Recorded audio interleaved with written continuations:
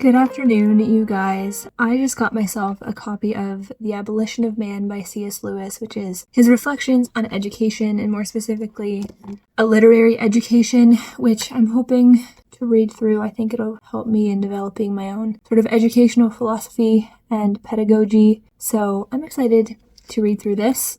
Let me show you the edition I got because I'm not totally sure about it. There weren't a lot of great options on Amazon, if I'm being honest. It's this one, which is published by Valdi Books, but it's manufactured by Amazon.ca. So I don't think it's a real publishing house by any means. Valdi Books. Maybe I'll need to look them up. It looks okay on the inside. The formatting isn't my favorite, like the way that they did the endnotes here. I just find that it looks kind of weird with so much white space. I'm not used to that. But anyways, it looks like the text is in pretty good shape and hopefully accurate. So that's that. I've really been wrestling with existential melancholy for the past few days, but even just a few weeks. I've been feeling under the weather, just a little bit discouraged about some things. I've been having a really hard time with one of my master's essays, an essay for one of my courses, that is just not turning out the way that I originally thought it would turn out and wanted it to turn out. But the deadline is fast approaching, so it's too late for me to start over, pick another topic, start from scratch. I really don't have the time to do that. So I kind of need to just stick to this project that I've started, even though I don't think that it's actually that strong, which is too bad, but it is what it is. I just can't find enough hours in my day to give more than I'm currently giving, and looking ahead at the next number of weeks and seeing the time that I'll have for that, I've just got to keep plugging away at it, even though it's quite a frustrating process. And yeah, I'm just really struggling to feel confident in the paper that I'm writing. So there's that. There's also just feeling a little bit uninspired in terms of even just making YouTube videos and sort of questioning my place, my voice, what I'm doing here on YouTube, what my goals are, what my plans are, these kinds of things. I've just been thinking through that a lot. And so yeah, I've just been feeling melancholy, a little bit down, but that's okay. I need to spend more time, I think, in the Bible and in prayer about some of the things that I'm dealing with. And the thing that always helps me sort of turn my mind around is just gratitude and reflecting on all the things that I do have going for me, like a job that I adore, meaningful and intellectually fulfilling work. I am making progress towards my master's degree, even though it feels like it's difficult and it's taking a long time. I'm really looking forward to being done my coursework and to starting my dissertation, because I know that my heart will be completely in my dissertation, just based off of the topic and the direction that I'm thinking of going in. Whereas I struggle to feel like my heart is in some of the coursework that I'm doing, just because topically it's not the most interesting or significant to me, if that makes sense. And yeah, so many other blessings. Beautiful fall. It's been the most gorgeous, splendid autumn. Starting to feel a little bit like winter now. I've had frost on my car window a bunch of mornings this week, which is never my favorite when I'm trying to get to work and I have to scrape my car for a few minutes. But that's the season we're heading into. Also, yeah, I'm just grateful for my husband. I'm grateful for my friends and for the friends that have been able to get married these past few weekends and all the joy that they have experienced and are experiencing. I feel like Christmas is coming also, and I'm getting there. I'm getting close to the Christmas mood and to getting excited about Yuletide. At the same time, I'm still enjoying these last days of autumn. These last days of autumn are good. So anyways, I need to keep reminding myself of these good things, even the fact that I get to read and write as much as I do, even though it doesn't always feel like I have as much time as I would like. I still do feel very blessed to have that and to have a job that allows me to do that and to be able to share that with a good community here on YouTube. So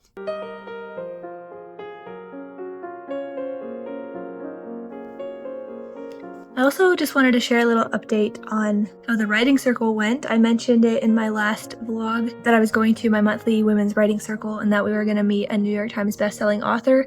So very sadly, the author ended up getting sick and wasn't able to make it. She lost her voice apparently.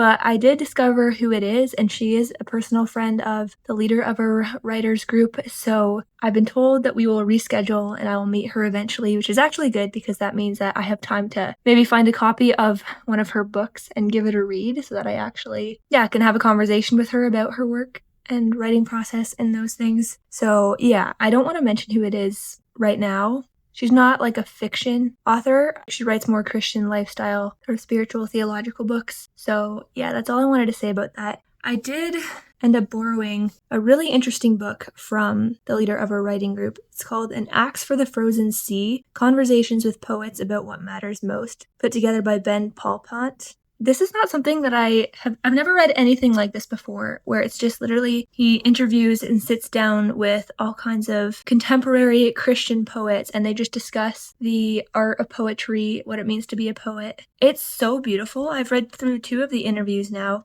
Honestly, I was just like writing down quotes in my commonplace book. I was almost brought to tears by some of the stories they were telling and just the beautiful way that they talk about what it means to write and to write for God and to write as an act of worship. And man, I am enjoying this book, and this is like a book that I never knew I needed. And it really makes me want to actually read more poetry because I don't read enough poetry, and I know it. And I don't like that about myself, that I tend to go for novels and longer form fiction and nonfiction, and that I just don't spend enough of my personal reading time in poetry. And I want to change that. So I'm thinking this book might be just that encouragement, inspiration to actually just pick up a book of poetry and incorporate that into sort of my daily reading. I feel like spiritual poems especially would be a lovely thing to read alongside the Bible in the morning with my coffee. So, yeah.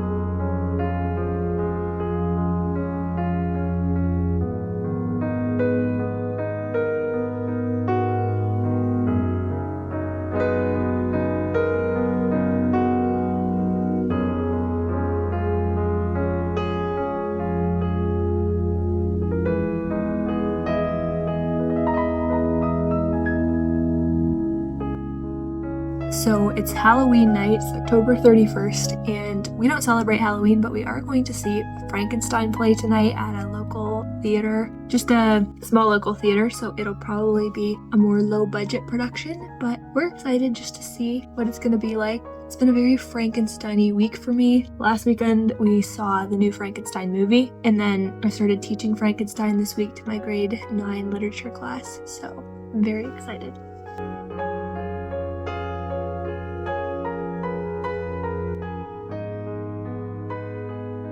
Martin Luther really nailed it, didn't he? You really hammered down those points. Happy Reformation.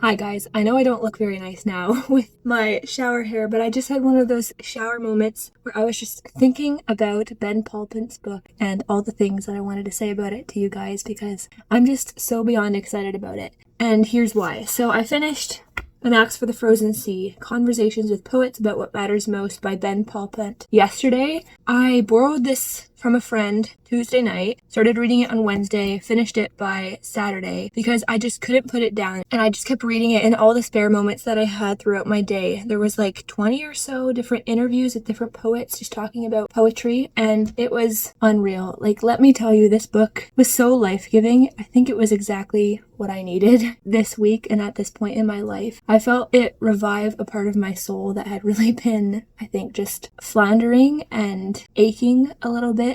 This book just spoke so profoundly about the power and the purpose of poetry, of words, of storytelling. It was truly a balm for my aching heart this week. Now, I don't consider myself a poet per se. I am a writer. I write fiction and nonfiction, but I tend to write more long-form things. Hence why I don't consider myself a poet, but I am starting to realize, I think, that a poet is not just someone who writes, lyric poetry. Being a poet isn't defined by your use of rhyme and form and these kinds of things. I think a poet is just somebody who really has a deep, deep love for words, and words are their craft. And whatever that really looks like, I think really great poetry can be found in prose, in fiction, in novels, and I think that, all good writers are poets in that sense. Words are our weapons of condensed meaning, and we can wield them really, really well in any form of writing, I think.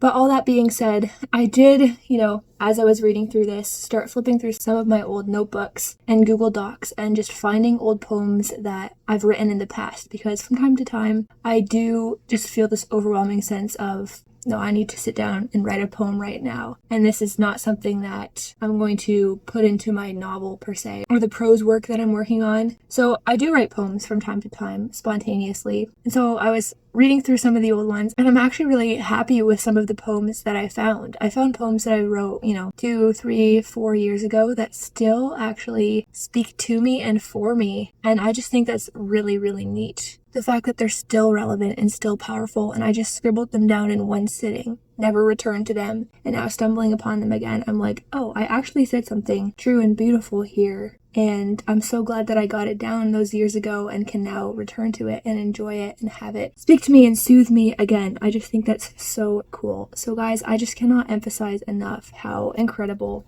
this book was for me this week. An Axe for the Frozen Sea. I'm going to link it in the description box so that you guys can pick up a copy of it as well. I can't recommend it enough. And now I'm like, okay, I need another An Axe for the Frozen Sea sequel. Another book about poets talking about poetry, or even just writers talking about writing more generally, or novelists talking about noveling. Like, I think why this is such an experience for me is because I don't know any poets per se. I don't have too many people in my life who are so concerned with words, that words are their craft, that words are their life. And so I often feel alone in that. And so I have never had a conversation like the conversations that Ben Paulpont has with these poets about, why are you writing poetry today? Why does it matter today?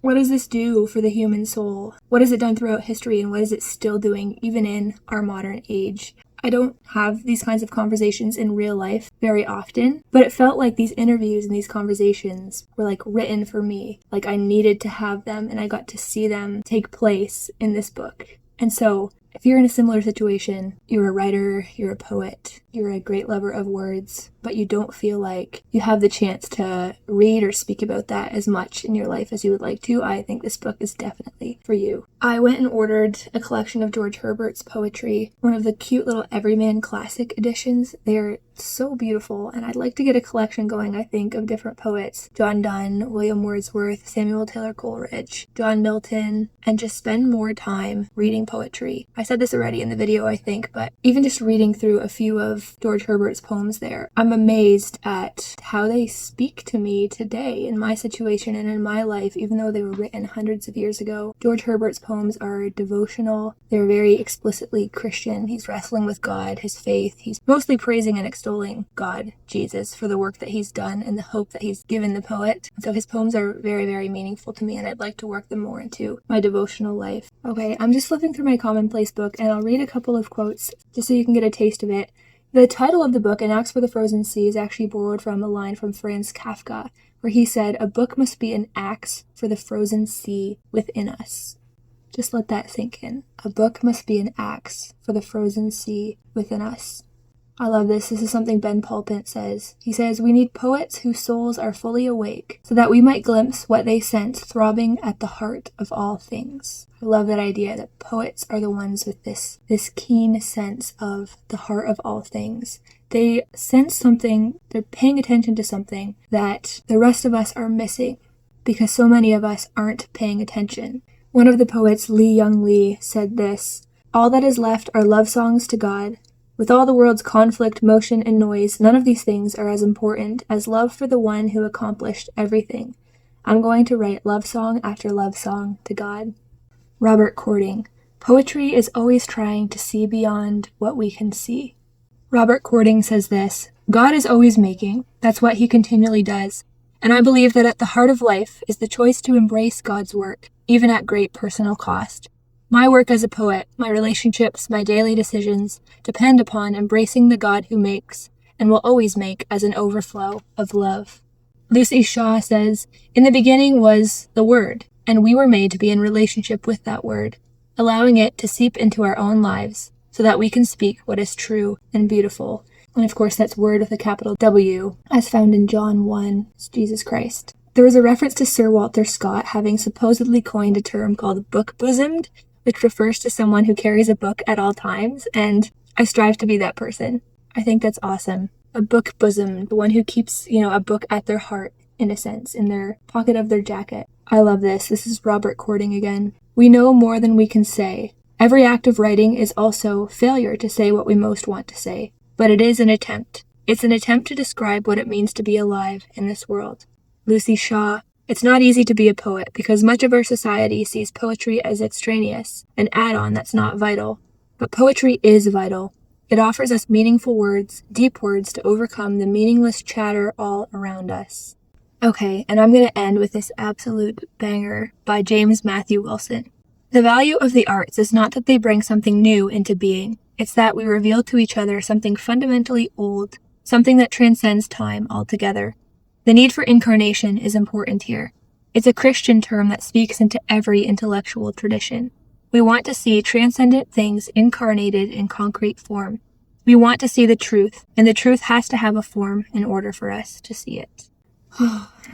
Okay, I think that's where I'm going to end this video. I'm just so pleased. Like I said, I truly feel like my heart is lighter than it was a week ago, having read this book and having started to dive deep into some classic poetry and also to write and rewrite my own. And so I hope this is encouraging to you. If you're also feeling a sort of soul sickness or soul sadness, poetry can be the antidote to that. Good writing, storytelling, beautiful words, truth captured in words, in concrete forms and images. That's what we all need. And so thank you so much for watching this video and for being here. Please leave a like. Please comment down below. Again, you can find the books that I've read in this video in the description box below.